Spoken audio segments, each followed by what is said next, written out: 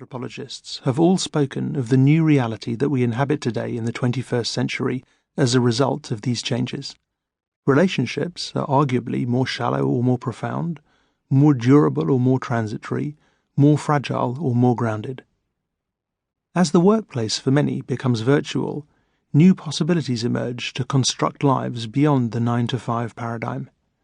Whatever we make of these changes, everyone seems to agree that they are indeed changes, that the world is a different place, that the digital era is something incontestably new. But what if we were to see this chapter in human history through a slightly different lens? What if, rather than focusing on the new promises or discontents of contemporary civilization, we see today's changes as first and foremost changes in what human beings do with their hands? The digital age may have transformed many aspects of our experience, but its most obvious yet neglected feature is that it allows people to keep their hands busy in a variety of unprecedented ways. The use of hands is indeed changing. The owner of the famous Shakespeare and Company bookshop describes the way that young people now try to turn pages by scrolling them, and Apple have even applied for patents for certain hand gestures. Patent application 7844915, filed in 2007, covered document scrolling and the pinch-to-zoom gesture, while the 2008 application 7479949 covered a range of multi-touch gestures. Both were ruled invalid, not because gestures can't be patented, but because they were already covered by prior patents. At the same time, physicians observe massive increases in computer and phone-related hand problems, as the fingers and wrist are being used for new movements that nothing has prepared them for. Changes to both the hard and soft tissues of the hand itself are predicted as a consequence of this new regime. We will ultimately have different hands, in the same way that the structure of the mouth has been altered, it is argued, by the introduction of cutlery, which changed the topography of the bite.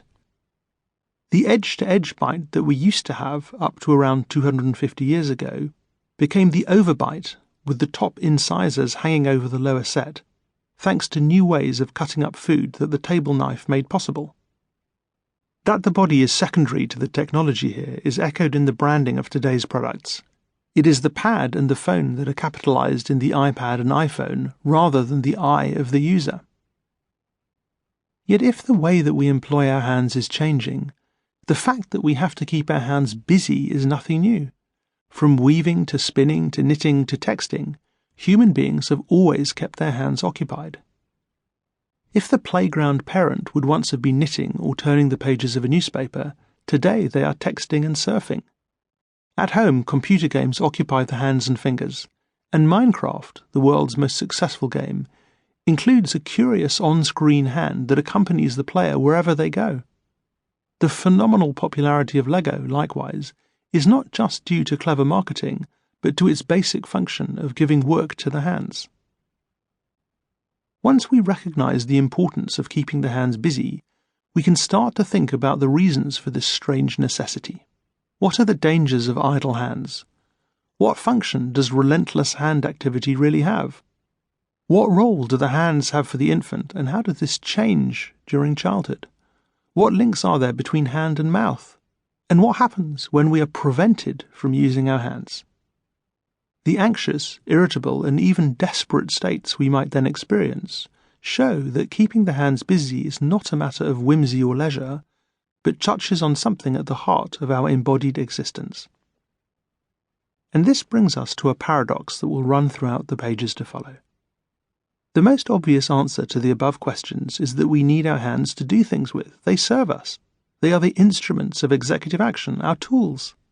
They allow us to manipulate the world so that our wishes can be fulfilled.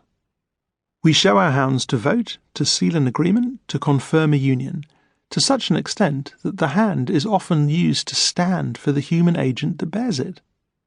In zombie and Frankenstein movies, the creatures walk with hands held out in front of them, not to suggest difficulties in vision, but, on the contrary, pure purpose.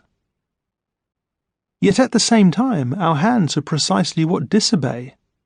Although there are stories and films where a body part, such as an eye, a foot, or even an ear, becomes animated or possessed, this is nothing compared to the vast number of examples where it is the hand, either joined to the body or severed,